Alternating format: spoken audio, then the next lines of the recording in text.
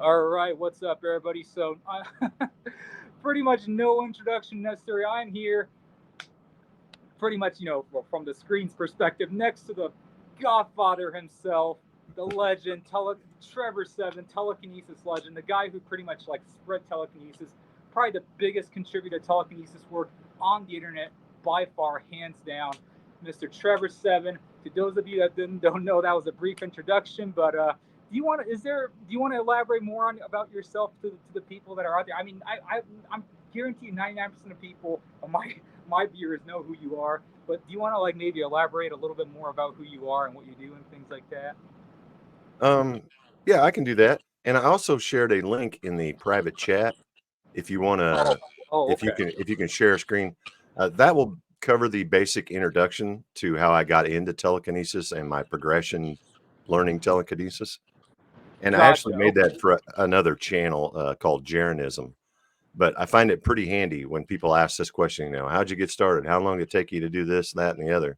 It's all crammed into this nice little 3-minute video. Um, Maybe we could watch that first, and then we can go into any more details if you want to know more about me personally. But in regard to telekinesis, this Sure. video will pretty much That's sum it up. And if you listen closely, that's all fine. the secrets to performing telekinesis are hidden in this little video. If you listen closely, like I said, it's all crammed into Awesome. a 3-minute video. Can you share I it from think your end?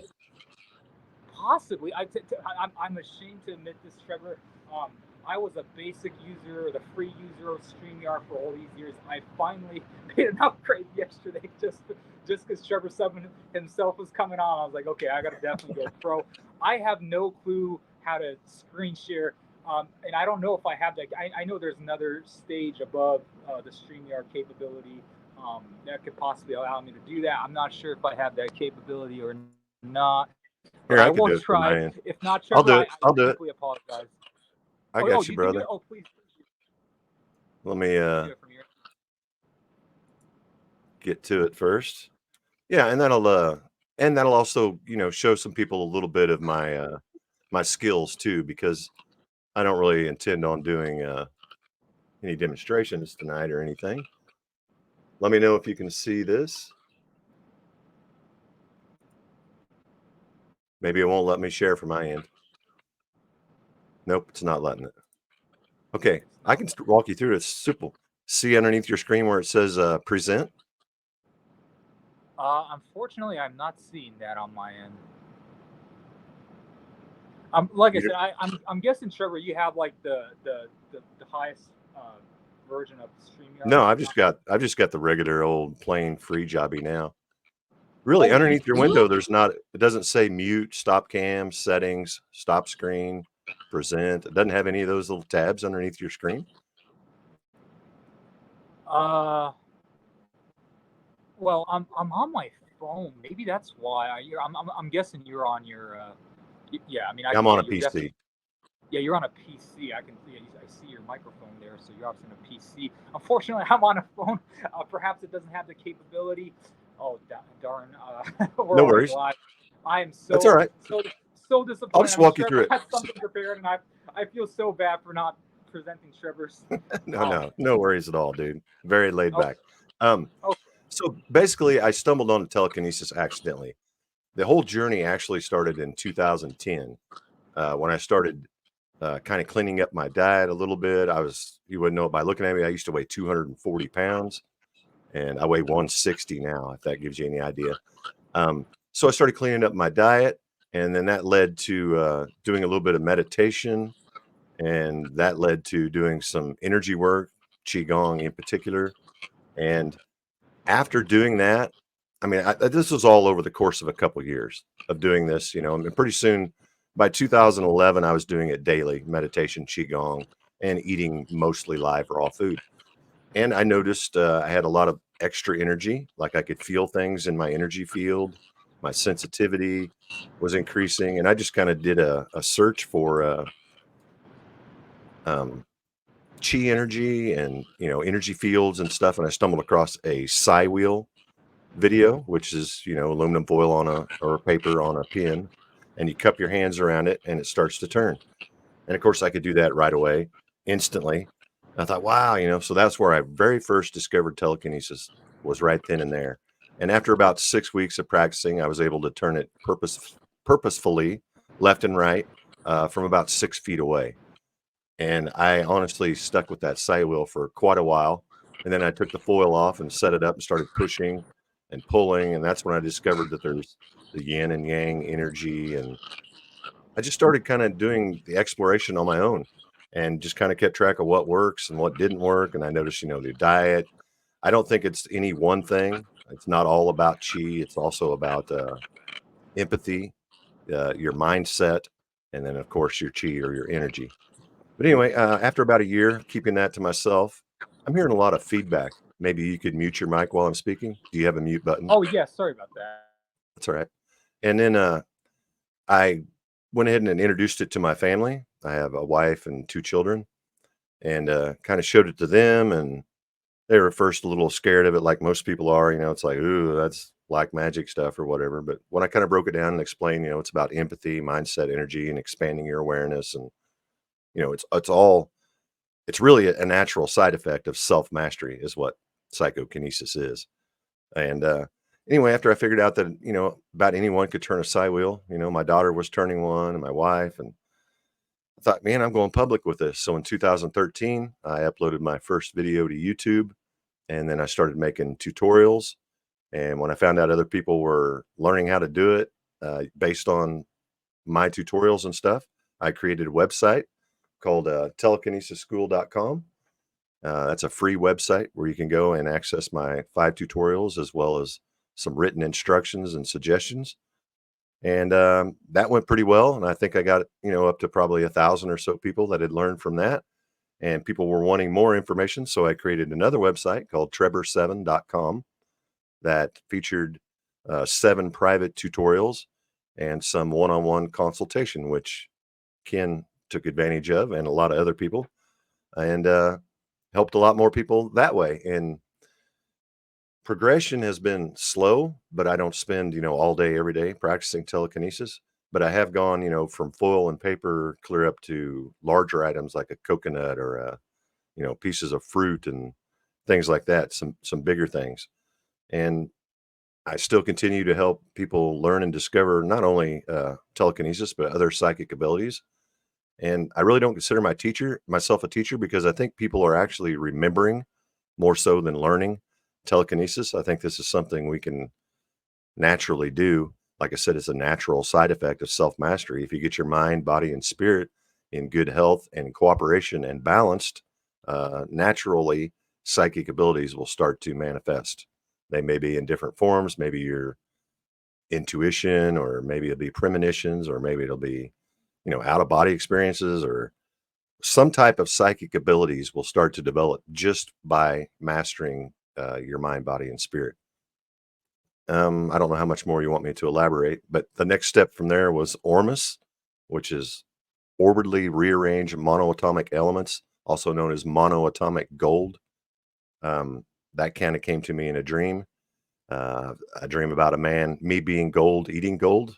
So I looked into edible gold, found out about this stuff, started taking it, and some good things started happening. So I learned how to make it and continued taking it over the course of, I've been taking it daily for a little over 10 years now, and had some remarkable things happening based on my daily use of Ormus. So I created a website to teach people how to make Ormus as well, which is sacredsupplements.com, where you can purchase or learn how to make natural homeopathic type medicines for your mind, body, and spirit. And that's kind of what I do now. That's I wear many hats. I'm a father, I'm a husband, I'm a farmer, I'm a caregiver, and I run a couple small businesses, and I'm a psychokinesis practitioner. So I wear a lot of hats, but that's a pretty good overview of where I came from and where I'm at now. You're still muted. Sorry. Yeah. Thank you so much. That was such an awesome introduction. Like, people already, like I said, my viewers at least, already know that story and things like that. But I'm sure there's like that 1% of people that have no clue about Trebor. So that was an amazing introduction. So thank you so much. So Trebor, what type of qigong did you actually do? Was it just like, were you just like, just doing like, random movements, things like that, or was there like a particular style of qigong that you were practicing? So basically, everything I learned from Spring Forest Qigong on YouTube, and Really? the main Me too. the main things I did were the five elements. I dabbled with a lot of different Same things. here. That's But crazy. yeah, Wow. yeah. If you do the five elements, I think that's enough. What you're trying to do is connect this mind, body, spirit connection, and these slow, methodic moves connected with your breath and your intention bring all three of those things together. Now, I always, you don't have to be yoga. It doesn't have to be qigong. Yoga and other things also incorporate this harmonization of the mind, body, and spirit. But I did qigong and I did, some tiger stuff, elephants, and animal stuff. But really, what I stuck with was the five elements, and that's still what I do today. Nice. Okay. Okay. Could you talk a little bit more about qigong? Like, why did you choose qigong? Like you mentioned yoga and things like that. Like, did you just kind of like, was it your intuition that told you like maybe it's qigong that's gonna help me enhance these abilities and things like that? Because a lot of beginner energy people, at least from my direct experience and like and from what I've been observing, because I interact with a lot of people, they seem to go to like Reiki and things like that, because Reiki's like, I guess are popular in the West and stuff. What was it about Qigong that resonated? Oh, So again, I was just exploring what to do with this extra energy that I was feeling and getting, and meditation, and it just seemed to be the next logical step. I was already working on my mind, I was working on my physical body. What can I do to bring in the spirituality connection? And I'm not a religious person per se. I used to teach Sunday school, believe it or not, but oh, um, right, yeah. I consider myself very spiritual, but not really conform to any one particular religion. But it seemed like the next logical step. And when I started getting benefits from it, which were about like week 2 or 3, I was hooked. Hmm. Trevor, I don't know if you experienced this or not, but I interacted with so many telekinesis practitioners over the years, and I mean, you have as well, of course. Oftentimes the biggest question I get from beginners is like, okay, I can move a side wheel, but I can't advance to the next stage. I can't, put a side wheel under glass and move it. That seems like something that a lot of people have a hard time, that stage is, if you will, is like the hard time. That next stage, getting to that next stage is like the biggest thing that people seem to like be stuck on and stuff like that. I often tell people try meditating for like hours and see what happens. I guarantee you're going to be able to connect with better and stuff like that. And if you just meditate more, if you do some type of qigong or something, raise your energy, you're going to be able to move the object. What would be your advice to people that can't move a side wheel under glass? That was pretty spot on. And if it's any consultation, it was well over a year before I was moving anything under glass. Gotcha. So yeah, what you advise is spot on. They're the same thing that got you moving the side wheel is the same thing that'll get you moving it under glass. It just takes more of it. Increasing your energy through qigong or taking ormus or just eating primarily live raw foods. That's where qi comes from. And increasing your empathy.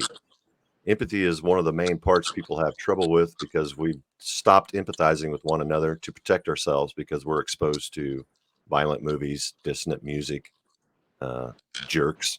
We've been hurt, so our empathy is turned way, way, way, way down. So by surrounding yourself with a loving environment, avoiding watching violent movies and listening to dissonant music will slowly increase your empathy. And the stronger connection, empathy is our connection. The stronger the empathy, the more weight and the more apt you'll be able to do something under glass or in some type of concealed container or something. So it's the same thing that got you moving the little stuff. It's you just need more of it. Hmm. Hmm. Trevor, you mentioned that you moved a coconut. Excuse me, is the coconut the biggest object you've ever moved so far? No, I'd have to say a tree limb is the biggest thing I've ever moved before. But I think I may have done that using aerokinesis. Hmm. I always tell Now, people the greatest thing I ever moved was someone's belief system. really, could you elaborate on that a little bit? Well, like people who don't believe in telekinesis, if you teach them how to do it and they figure out and they see themselves doing it, uh, that's one of the biggest changes in someone's life, realizing that they have a connection to the outer world using their inner powers. And I always think that's my greatest accomplishment. If I could teach one person how to do telekinesis, I think that's the biggest move I can make. You know what I mean? Now, I would like to say, yeah, oh, Awesome. I could lift a tire or I can move a brick or all these type of things. But that's not really my goal. I'm more of kind of the initiation guy, just trying to get people to master their mind, body, and spirit and open up their natural psychic abilities. And where they go from there is, of course, up to them. You know, how far do you want to pursue this? Certainly. Trevor, speaking about aerokinesis, I've asked maybe you can perhaps like understand what I'm trying to say. I've spoken to so many, telekinesis practitioners, people from AMI and stuff, and like, a lot of, Antonio Telekinesis Woods, the students and stuff like that. They all never seem to quite understand what I'm trying to ask. So speaking about aerokinesis, what do you think is the wind? Like, let me elaborate on that a little bit more. So like, the wind seems to be something that we can influence. But what does that really mean? Like, why can we influence the wind? Like, that should be like, it should be crazier than telekinesis to comprehend. Because like, if we can move the wind in a certain direction, in whatever direction, the fact that we can influence the wind, like that's got to be like the craziest discovery ever. Like, if there's a lot of wind going on outside, like say there's like a hurricane, a tornado, whatever, you can actually influence that. Like, how is this not more talked about within this industry? Like, if you don't want to share this, I mean, you have been lately going on to a lot of flat earth podcasts. Is it okay if we Sure. Yeah, I'll talk about yeah, anything.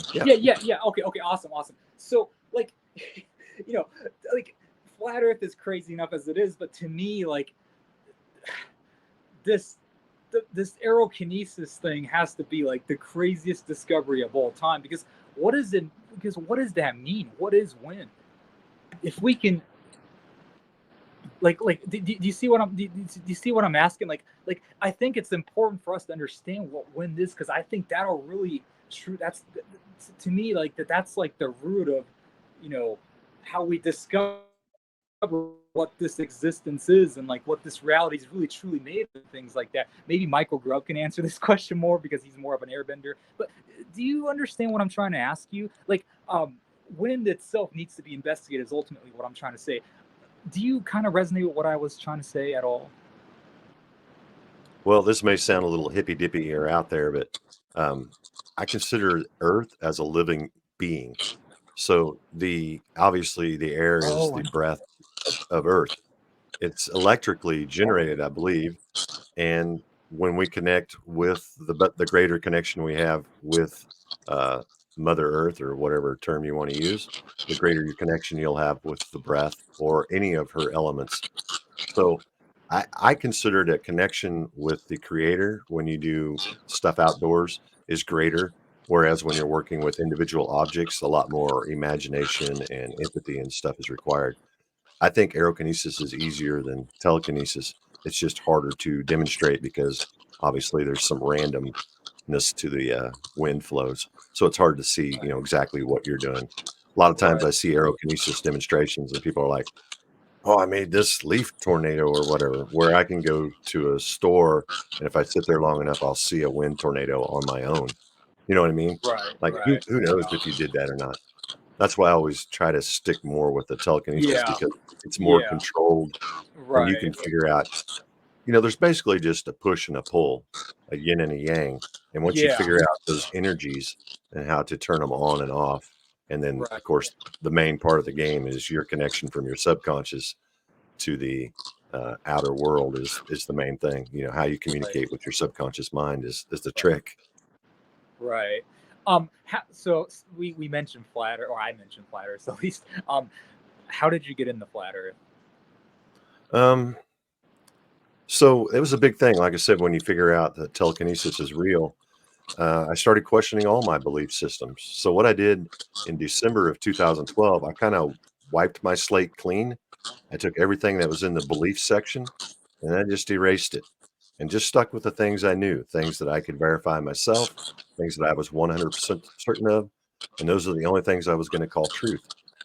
And then I was actually exploring other things and I came across a flat earth video in 2012, way back then when I was doing this truth Yeah, race. that's way back before like Eric DeBay and all those guys were around. So yeah, Yeah, that's when they came crazy. out in 2014, I was so happy to see him because Really? intuitively, my intuition is through the roof, and intuitively, Yeah. it felt right. I felt, man, I don't feel like I'm moving, and I don't think everything can come from nothing. I questioned the whole origin thing.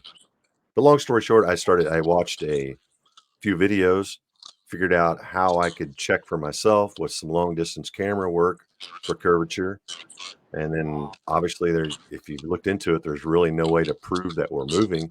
And they claim we're moving like 1.2 million miles an hour through infinite space, never to return to the same place again. Yet all the stars line up exactly the same place every year. That doesn't seem right to me either. So I had lots of doubts and a lot of credit given to the YouTube community and all the great researchers and things that books and videos that came out. It was over the course of many years that I became a flat earther. But I I'm a flat earther because everyone is. Just some people don't know it yet. That's a great answer. Now, for the record, to my viewers, I am not a flat earther. I'm open minded. I'm open to any kind of crazy ideas and things like that. So I want to make that very clear. But Trevor has just said that he's a flat earther. I totally respect his belief, and I look into all this really really underground stuff. So yeah, I just wanted to clarify that. Trevor, have you looked into like the Tartaria conspiracies and like the mud floods and the what else? The giants in the trees were like rocks and all this kind of. Have you looked into all those as well? Yeah, they still remain in my maybe category because they're not things I can verify. Whereas with flat Earth, I can go out and actually make observations and Yeah, measurements and yeah. things. But I can but prove that. what is your intuition tell you though, Trevor, about the rocks and like the or rocks or the or or what is it? Mountains are trees, right? Or like a tree stomp, right? Like what is your intuition tell you? Does your intuition kind of tell you like, oh man, that might be true, or that are you leaning more towards that being true, or Yeah, I think there's some truth to that. There are no trees on flat Earth. Is that's the topic you're referring to, where all these yeah, mountains, yeah, plateaus, or look like? Yeah, I believe there probably were other existences before us, and I think maybe the trees used to be giant, and the oxygen levels used to be much greater, which makes everything else bigger. Which would be there would be giants, there would be right, large animals, which we might call dinosaurs. There would be giant trees, which we now call mountains. Yeah, I think that's all plausible, but again, it's has to remain in my maybe folder. maybe folder, yeah, yeah, gotcha. Um, Very interesting. And like everything we're talking about, like so my audience like pretty much all knows who you are and stuff like that because you are like the most well-known guy within this telekinesis community. Um, so Trevor, I wanted to ask you a little bit more about Ormus. Like, is there a limit on how much Ormus you can consume at a time? Like, or can you just drink an infinite amount? Like, um, what is your take on that? So here's the thing with monoatomic elements: you can only absorb a certain amount, and it's daily. So it's consider it like, or compare it to like watering a tree. A tree may consume 300 gallons of water a year, but you don't give it 300 gallons one day. You give it to it over the course of a year. So Ormus is the same way. Up to 2 teaspoons of liquid Ormus is about the maximum dose. I take 1 teaspoon per day, have for over a decade, and that's plenty because you can, like I said, you can only absorb a small amount every day. So if you took a whole bottle, you're still only going to absorb 1 or 2 teaspoons worth of it. So you can't harm yourself. I know people who've drank an entire bottle in one guzzle. It won't harm you, but it's very wasteful. It's a very slow, like I said, like watering a tree or something. You just take it daily, a very small amount, and you'll start seeing it's not fast. People expect results, immediately, which some people who are very sensitive to subtle energy or psychic abilities will notice something maybe on the first dose, but your average user won't notice anything for 6, 8 weeks or so. But you take it every day for a year, and I'll guarantee there'll be some positive changes in your life, be it physical, mental, or all of the above, you know. Awesome, awesome. Okay. Trevor, excuse me. Could we talk a little bit about not telekinesis, but you mentioned like, you how you discovered Ormus through the dream and stuff like that. Could you talk to me a little bit about lucid dreaming and astral projections and things like that? Yeah, like could you elaborate on your personal experiences of, when it comes to that? Well, when it comes to psychic abilities, the lucid dreaming and astral traveling are my weak suits. I Oh, had to take some advice from Michael Monk and a few people oh yeah. in the Amy just to be able to do it. And I think a lot of it is it's practice, and it's also you have to be careful. Like if you're a cannabis user, that's not going to work. And if Yeah. you eat foods late at night, you know, it's kind of like telekinesis. You have to have everything set right. Where instead of empathy, mindset, energy, you basically want to have your stomach to be empty, your thoughts to be clear. You want, no distractions at night, and practice, practice, practice. There's this certain point called the hypnagogic stage, right before you go from awareness to sleep. That little in between spot, that's the place you want to focus on. There'll be some type of sound. For me, it's a thud. For other people's, it's a clap. For some people, it's a ding. Some people, it's a door shut. There'll be a sound when your mind shifts from waking to sleeping. And all you have to do is keep a little bit of your consciousness with you. And then once you're in and your consciousness is there, you can verify that you're in a dream and boom, you're off and running. But Right. I've only experienced it a handful of times. I've been out of my body one whole time where I got to see my body in my bed, which is a weird experience.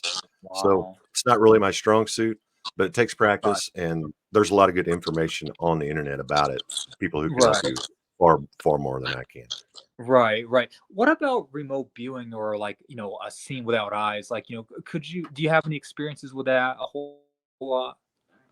I do. I like that one because that's something again that you can verify with others. Um, Everything I learned on the internet, and I don't have anything really groundbreaking to add to people. But again, it's about the meditation and being in the right frame of mind when you do this. It's a free flow state craft. This remote viewing thing, and Mhm, my best advice is don't be afraid to be wrong. I mhm. was always, thinking, "Oh, it can't be that, it can't be this." Once you start bringing your logical mind into the process, everything just goes to crap. So, my advice is just to be open, receptive, and have no preconceived ideas about whatever target you're working on. And if something comes, write it down. If something doesn't come, no problem. Don't try to think of something. That's my advice. Gotcha. Okay, okay. Let's talk about manifesting a little bit. Trevor, when we spoke on the phone all the way back in 2015, nearly 10, a decade ago, you shared with me a story. I don't know if you remember this or not. And like, correct me if I'm wrong, like if the story is like wrong because it's been so long since you shared the story. Do you remember telling me about manifesting like a butterfly? Do you remember that story? I have manifested things. I don't know. I don't recall the exact story that I may have shared with you, but yeah, manifestation is a huge part or a huge connection to when you start doing your psychic abilities. Your intentions now have a connection with the outer world, and like I said, Earth is alive. So when you put your intentions out into the universe or into the Earth, they have more power if you have self mastery backing you up. If you got the chi, you're not toxic, you're not uh, emotionally altered somehow. You're not angry, you're not happy, you're not sad. You're just, you're emotionally stable. Mhm, Manifesting things. I manifest things on a daily basis. And when you see something you like, use an attitude of gratitude to bring that into your life. And when you see something you don't, announce it that, I don't condone this, this is not what I want in my life. And you'll find the more you do this, the more smooth your life goes. When you're on the right path, life is easy. And when you're struggling every day, it's because everything in your life you manifested. Your Hmm. thoughts and actions are the reason everything in your life exists. So if you Hmm. have a shit life, you probably have a crappy attitude, and you're not doing what you're supposed to be doing. When you find your life path, life gets easy. Hmm. Hmm. Yeah, certainly, certainly. That's been my experience as well. I mean, I'm ashamed to admit that, I haven't had like the greatest, like you mentioned attitude. I haven't had like the greatest attitude as well for a long time. And definitely my external reality was horrible. I definitely have to check my internal thinking and things like that. So certainly. Trevor, when sorry, I lost my train of thought. What was I gonna ask you? Um oh, yes, yes. So back in 2015 when I spoke with you over the phone, you know, and you don't I'm sure you don't remember the conversation, but you told me to I shared with you that I was into martial arts and stuff like that. And I was like working at a grocery store at the time, and you told me that hey, like you should just go for your dream and do something related to martial arts and make a living because that's what you're passionate about. um Correct me if I'm wrong, but you are a dog breeder, am I correct? Or you were, at least in the past, right? Yeah, for 12 years I raised dogs. I had all these dreams when I was a kid, and I fulfilled them all. I wanted to raise dogs because I wasn't allowed to have dogs as a child, and I raised purebred dogs, show quality dogs for about 10 years. And I also wanted to be a rock star, so I was a drummer in a fairly famous rock band in the Midwest called Jumper, and I Mm. traveled the Midwest for about 3 years professionally, earning a living playing the drums. And Wow. then, my other dream was to be a farmer, and then I built a couple greenhouses, and that's what I do now. I'm doing some farming. So, yeah, Awesome. you create your own reality, man, If you Mhm. focus all your energy and efforts and everything and keep an attitude of gratitude, stay focused on your goals, you'll get there eventually. You will. Right. Yeah, I'm that's not sure I that's even answered your question. What was the question Oh, no, no, you exactly? you you certainly did. Like it's Okay. I for myself, I definitely need to remind myself, okay, positive attitude. Don't look at the negative. Don't look at the haters. Don't look at the trolls. Like no matter what they say, ignore them. Like, and if they come my way, I gotta say like, okay, they're gonna, with a good attitude, I'm gonna say they're gonna like, not, hate on my work and stuff like that. So that's certainly good advice. I definitely need to practice, that more often. But speaking of the positive, let's talk about the negative side of telekinesis. Some people experience very bad side effects after doing too much telekinesis and stuff like that. I believe you touched upon that a little bit as well, and that's why you are really, really, you are a really, really big proponent of really empathizing with the object.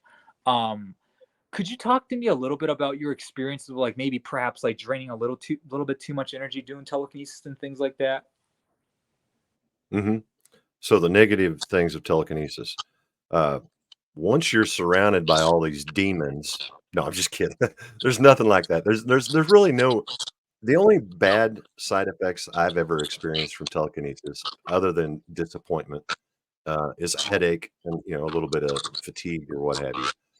But when you do telekinesis the right way, it's effortless, and you're not really using your energy. You're using your energy to connect to source energy. Mhm. So once you get accustomed to connecting to source energy, it doesn't really even deplete you. Now, I do keep my sessions relatively short, and I recommend anyone starting out to keep them short, like 15 minutes or so, just to avoid this frustration or anything. Oh, or even if it's going well, I still recommend keeping it short until you get used to it because you're using a muscle you've never used. When you start lifting weights, you don't work out every day to your maximum capacity. I mean, that's just stupid. You got to have time for your muscles to rebuild. And it's the same way with telekinesis. Now, I've heard some stories because I've spoke to thousands of people that weird things start happening in their life, books falling off of shelves and things Mhm. moving and on their own unintentionally, or Mhm. they're feeling a presence of some sorts. And I can't really speak to any of that because I haven't really experienced it. But I know if you get your mind, body, and spirit in the right place, it's all about you and your connection to source energy. It has nothing to do with uh, demons or uh, poltergeist activity or any of that type of stuff. So Mhm. really, I don't have a lot to say about the negative side. Everything's pretty positive. Interesting. Okay, okay. As the Um, thunder rolls, as soon as I said that, a big roll of thunder just. really, that's pretty So cool. Yeah. Has maybe your there is something negative. I just haven't discovered it yet. Yeah, yeah, certainly. Has your would you say like, o- would you say over the years your telekinesis abilities have gotten greater and greater and greater? Because I can speak for myself. I've been fairly stagnant, but that's because like, it's I'm busy and like I stopped practicing meditations and things like that. But like, would you say your abilities have just kept going up ever since 2010? They kept going up progressively as I continued to put more and more and more into it. But Okay. I became a little on the woo-woo side and started losing touch with reality. Uh, Oh, I have a tendency to overdo things, yeah, yeah, obsessive compulsive OCD or whatever they call it. I tend yeah. to have that. And yes, as I stuck with it, I went from, a piece of paper that weighed absolutely nothing to larger objects based on my input. The more, yet it takes more energy. It takes a greater, deeper mindset. It takes more empathy. So you get back what you give. But I've also found that it's important to keep a balance in your life. And I've just kind of kept a chart on how much time I spend doing everything. And I've only allotted so much time for telekinesis, which that includes my energy work, meditation, and practicing. Mhm, So I've kind of actually dropped off back from where I was, say, in 2016 or 17, uh, mhm. but based on what I've put into it. Now, if I'd stayed focused on that and did nothing but telekinesis, and I'd already be like an energy master and probably doing some pretty remarkable things. But that's not my intent. I'm not looking to be the best telekinesis practitioner ever. I want to be the guy that helped the most people learn how to do telekinesis. That would be a great legacy for me to leave behind. So, Yeah, yeah, you yeah. get back what you give, and if you wanna see the big boys do it, you're gonna have to go to the monks and the chi masters, the people Right, who right, dedicate their entire life to harvesting right. chi and Mhm, training their mind. That's where it's mhm. at. It's Yes, not a it's not a Hollywood thing, and there's nobody that's just absolutely a natural right off the bat, "Oh, I can levitate a marble day 1." You're not gonna find that. yeah, yes, certainly. Speaking of that, you interviewed Rudy. Was it about a year ago? How did you come across Rudy and his work? And I mean, by the way, are you Rudy's student? No, I might be. So he offered me a free course, but again, when I dedicate myself to something, I'm 100%, and I just don't have 100% time because I have so many things going on in my life, Mm. things I love, and I'm good at, and I want to stay good at those things. And if I get myself spread too thin, eh. But I do have that on the back burner. I was thinking maybe this winter, if I'm not too busy, I might try that. Um, I came across Rudy through a YouTube comment. Mhm. Someone said I should interview Rudy, and then later she sent me an email with his email attached. And I Oh. reached out to him, and he said, "Yes, I would love to be on your channel," and that's kinda how it happened, organically. Yeah, so like we spoke briefly about the negative side effects and stuff. I mean, Rudy. I mean, that's not like I know the guy, but I mean, I've been a big fan of Rudy for a long time, and so Rudy's Master Jang, well, one of his masters, I should say, was well known for dying after like doing a healing session. He, blasted so much chi. Master Jang blasted so much chi out of his body that ended up dying and stuff like that. So that's kind of what I was referring to when it comes to the dangers, if you will, of telekinesis. So and I personally, have kind of like you said, I'm super. I wouldn't say OCD, but like when I do something, sometimes I lose track of everything. All I do is telekinesis. And there was one point where all I did was telekinesis all day, everyday energy work, like nothing else. And I started to feel some incredibly bad side effects. I'm ashamed to admit. And but you haven't had those experiences at all. Right, you said. Now, not telekinesis in particular, but when I first started doing healing, and to this day, I still have a little trouble with this, my empathy is so strong, I'm an empath. So when I get around someone who's extremely sick or in a lot of pain, I instantly start feeling that. And when I work with people, a lot of times I'll leave and their symptom is gone from their body, but I have it. Like now, oh great, now I have a sore throat, which goes away relatively quickly, usually in 24 hours or something. Uh, So yeah, that side of it, but you were referring specifically to telekinesis. But in the healing, that is danger. And that's why I teach the way I teach. I teach you to keep your lessons short, do your homework, which means your energy work and your meditation first. Mhm. And there'll be no dangers if you just do it in moderation and work your way up. Like I said, like bodybuilding, you don't try lifting max weight every day, all day. Right. Just keep your sessions short, and Right. you won't have any trouble. And if you have plenty of energy, that's what a lot of people are lacking. And I'll tell you that the main thing, not just doing qigong and taking ormus and eating live raw foods, prevention of energy loss is extremely beneficial. And the main three things that zap our energy these days are, of course, the EMF that we're exposed to, parasites, which if you don't do at least an annual parasite cleanse, I'll assure you you have parasites. And then your diet. Most people eat dead food, so they don't absorb chi from their food. So if you can take those three things, avoid EMF as much as possible, take salt baths to detox from EMF, and eat some decent food, and these things will make a lot of difference. You can do qigong and take ormus all you want, but if you're sitting there with a cell phone on your phone, 5 or 6 hours a day, it opens the blood-brain barrier, and all that stuff just escapes, and you've wasted all your chi. I don't know how I got off on that rant, but Mm. Yeah. It's certainly that's something that I need to definitely practice more often as well. Um, Trevor, so I wanted to go for about an hour. It looks like we're about the we're at the 40-minute mark roughly. So, Trevor, what is your ultimate goal?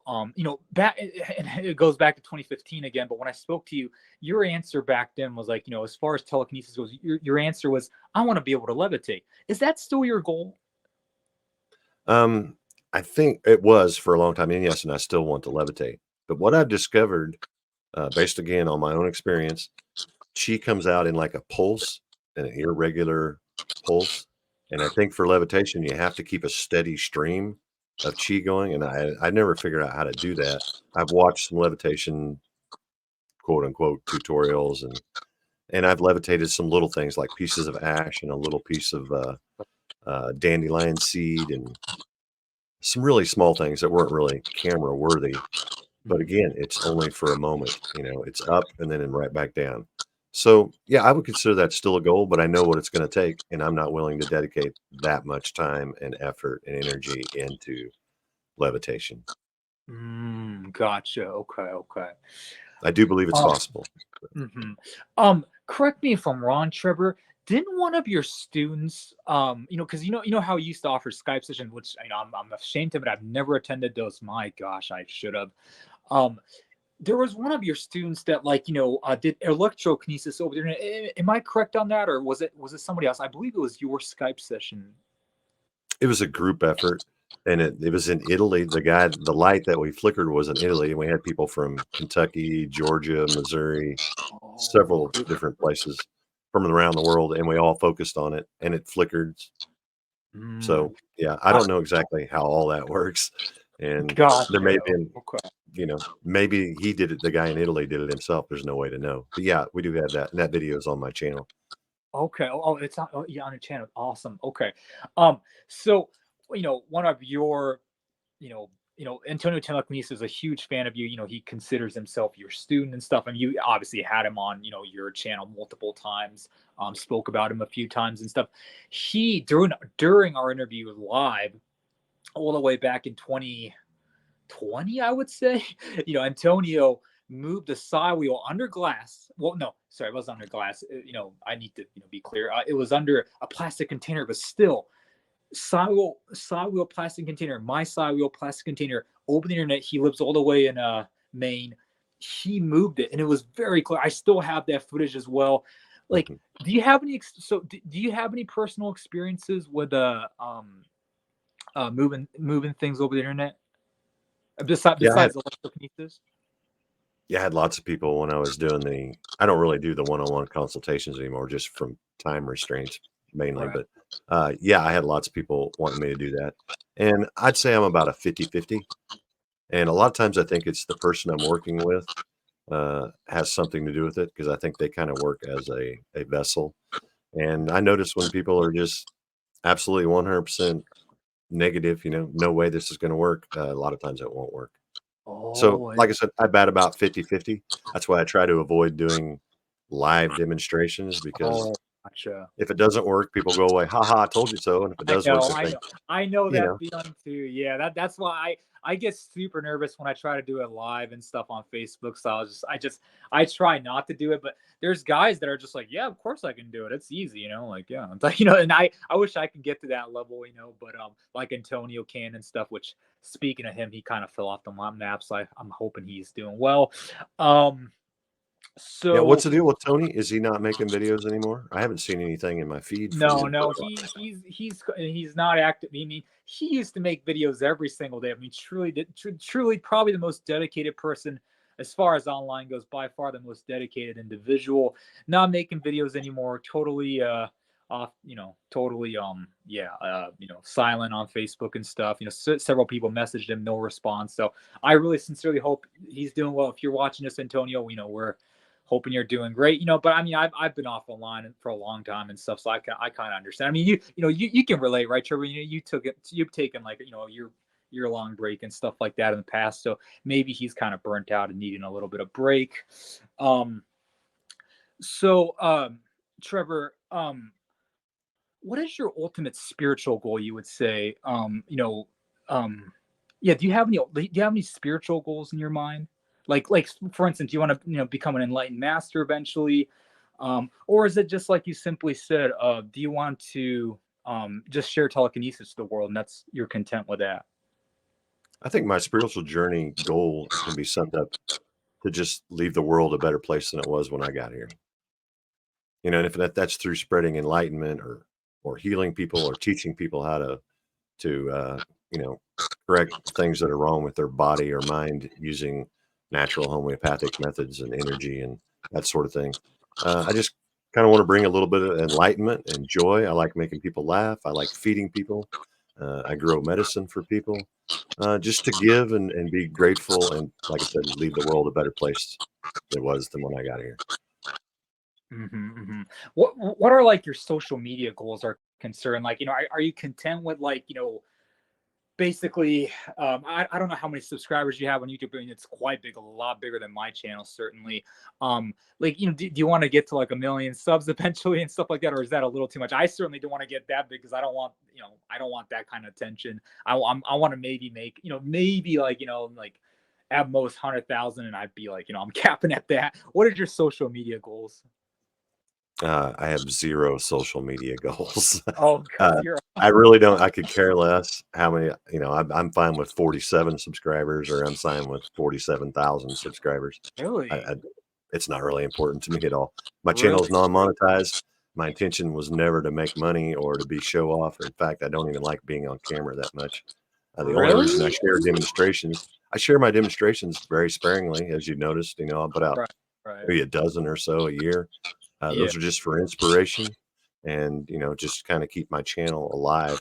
But I'm definitely not doing it for the views or the money or the really. adoration. I don't really have any goals that way. When you first started, did you ever think that you're gonna be this big? Like you're gonna be the most well-known telekinesis practitioner, arguably ever. Like did you ever think you're gonna become that person? No, not at all. And Oh, just to hear you say that sounds absurd. I don't even really consider myself that person now. But yeah, no, my intentions were never to make a big channel or a big hoorah. I was just kind of a psychic whistleblower, really, just trying to mhm, say, hey, I found out this is real, and here's how you do it. If you want to find out, this is how you can do it. mhm. Um, my reward, if I could have a little tally of all the people who learn telekinesis, I'd pay attention to that tally, but I don't pay attention to how many subs or views or anything like that. Got correct me if I'm wrong. Like, so now you're starting to talk a lot more about flat Earth as well. Correct me if I'm wrong. You have like a separate channel dedicated to flat Earth. You said, or am I wrong about that? So I have a show. I do a live stream on the 7th of every month at 7 p.m. Central Time. Please join us. And I have one show on there that's called Weird World, where we step out of the telekinesis genre and talk about ghosts or cosmology or, Mm-hmm. you know, animal, weird Bigfoot, things like that. Mhm. Really, I want to keep my channel pretty much focused on the psychic abilities, but that little live stream weird world thing gives me a chance to step out. I think there are people doing great work in flat Earth. I don't feel like I have much to contribute to that.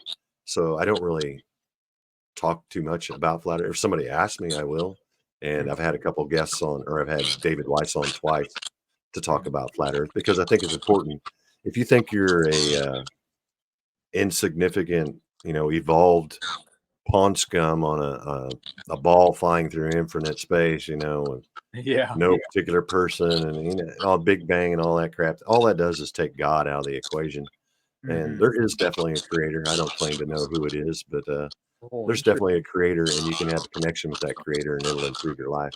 And Do, flat Earth brings that into people's lives. So that's so, why I'm not ashamed to say I'm a flat earther. Trevor. So as opposed, some people believe that there's multiple gods, but you are a firm believer that there's only one God, and is that your take on God? Um, I can't really say that there's only one God. I think there is definitely an overall, you know, God, the main God, but I think there may be demigod, just like everything else. There's different stages of everything, and I think there may be demigods and perhaps evil entities and things like that. Uh, all that stuff is still in my maybe folder. I can't really speak, Mhm. affirmatively about anything for 100%. But yeah, I do believe that Yeah. there is an overall creator God. Yeah. Yeah. You talking about flat Earth again, this just came to mind. I really want to share this. A lot of me, I interact with mostly telekinesis people, but I mean, I interact with flat or remote viewers as well sometimes.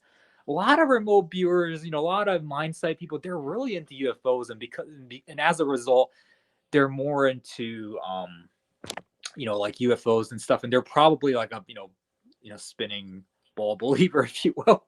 Um, but man, like, I want to know what's beyond the ice wall really bad and stuff. And again, I want to clarify, I'm not a flat earther. I'm open minded to anything. This could be potentially a bowl that we're living in. But if it is, I really want like a high level remote viewer to to see what's beyond the ice wall. I want to know so bad. Is there like a firmament? Like, or is there more land beyond the ice wall? Like, I want to know so bad. Like, if there, like, I would say if there's one thing I genuinely want to know more than anything is to, yeah, know what's beyond the ice wall and stuff. And have you thought about maybe like you dabble with remote viewing and stuff? Have you thought about trying to see what's beyond the ice wall before? Or has that idea ever came across your mind? Or It has come across my mind, but like I said, astral travel is not really my thing, and I don't know how trustworthy someone else's testimony would be. I'm a very skeptical person. You wouldn't think that considering the yeah, genre that yeah, I dabble in, but I'm right, right. very skeptical. But if you do some research, there's some older maps that definitely show lands beyond what we call Antarctica, and Mhm. I think it's very plausible. It makes UFOs far more plausible that they could come from the outer lands rather than outer space. They're not Right. traveling light years. A light year is ridiculous amount of measurement. But Mhm. if we are in individual little ponds, it wouldn't be that hard for somebody to come from another pond. And perhaps we're in a learning place. We obviously don't have everything figured out. If you look around, we still got a lot of things screwed up in regards to humanity as a whole. So maybe we're not worthy of these other realms yet. And maybe that's where we go when we graduate or Mhm. die, some people call it. Mhm. So yeah, I Trevor, definitely want to know too. Trevor, where do you think our world's headed to right now? Like, do you think it's headed towards like perhaps another recent like Tartaria, or or Tartaria, or like the mufflet theories suggest? Or do you think like we're actually moving towards something greater and better? Like, what is your take on that? I think it's headed where people think it's headed. So I think it's headed for a better place. Not. It That's doesn't what I want always to hear. I doesn't definitely always want seem that way, but to. that's what I stay focused on. I keep, using that attitude of gratitude. Oh, thank you. The world's a better place today than it was yesterday, and it's going to be a better place tomorrow than it was today. and just Right. keep striving for that goal and keep that mindset. This is what I think they don't want people discovering their psychic abilities. Can you imagine what 8 billion people thinking the same positive thought at the same time could do to our world? I think we can change the world. I think that's why they want to keep us separated, red team, blue team, black Mhm. people, white people, female, Mhm. male. They want to keep us all separated because if we unite and we learn how to use our intentions and our energy and our focus of our mind, I think we can make big changes in the world. And Mhm. that's what all these distractions are about. That's what a lot of the wars are about. These are all just distractions. So Mhm. just stay focused on your own little part of the world and try to make it better every day. And if everybody does that, that's where the world's headed. So I Mhm. don't think anybody knows where the world's headed. It's all up to us. Mhm. I mean, perhaps a little bit more of a philosophical topic and stuff, but like obviously, you touched upon yin and yang energy and stuff, and obviously there's the yin and the yang, there's the good and the bad, the sun and the moon, the male, female, and stuff. Like, do you think some yang, if you will, some negativity is necessary for us to perhaps like be whole, to perhaps to be a better person, perhaps to understand good and evil and stuff, and like do you think that's why we're here? Like, do you think some evil is perhaps necessary? I know there's a lot of different viewpoints on this. What is your take on that? Yeah, you can't have one without the other. And Mhm. duality, I think that's the whole reason we manifested in this reality is for the duality aspect. Duality and free will. That's what we're here to experience. That's how you sort out, the good from the bad. You can't just throw them in a world where all decisions must be good, then there is no bad. Yeah, I think the bad is necessary. Mhm, mhm. Yeah, yeah, that is a Can't have great one answer. without the other. No light, no Right, dark. right, right. Well, Trevor, we're almost approaching like the 1 hour mark. Is there anything else that you would like to share that's on your mind, perhaps, right now? Um, no, I would just encourage people to um, try to clean up your try to balance your mind, body, and spirit, but start with cleaning up your body because I know so many people are so toxic, and you can do simple things as simple as switching to distilled or reverse osmosis. If you start cleaning up your body and get rid of your parasites, you'll feel so much better, and then you can be a better person. When you're all toxic and sick on the inside, it's hard to be your best version of yourself. So I think if I left people with one good thing, I'd detoxify, get rid of your parasites, and maybe consider, doing a little meditation and energy work. If you're really good at making money, maybe you should be really good at harvesting chi. Or, if you're not the happiest person in the world, maybe you should focus on trying to make others happy because that's the secret to it. Give what it is that you need. Mhm. Keep an attitude of gratitude. And, I always say that at the end of my things, take care of your body, follow your spirit, and open your mind. There's magic inside. Awesome, awesome. Okay. Well, thank you so much once again for your time, Trevor. I mean, I can't even describe just how happy I am to to finally like be able to talk to you over the internet like this and do an interview like I a lot of people are like, where's Trevor Seven, and interview all these telekinetics out there, where's Trevor Seven, and people have been saying for years and stuff, and I was just like, well, I asked Trevor once, and he said like, oh, maybe I'll consider it. So I was like, because I didn't want to be that guy that's like, hey, please, like, I didn't want to beg and stuff. So I was like, oh, when the right time comes, it'll happen. And this, I was on the live stream with Trevor and Mad Cat, and made a comment, and then this came about. I honestly was thinking like, oh, it doesn't hurt to share, but certainly Trevor started doing more like live streams and things like that. Speaking of which, Trevor, like, do you plan to have more telekinetics as guests on your live stream with Ricky moving forward, or Yeah, I find it hard to get people to come on. And I was actually going to really? ask you if maybe you would want to come on a live stream What, and me? talk Me? your experience. Me? You've talked to a lot Really? of TK people, haven't you? Trevor, if I could be on your channel, that's like, oh man, oh my god, oh man, that's like beyond the dream come true.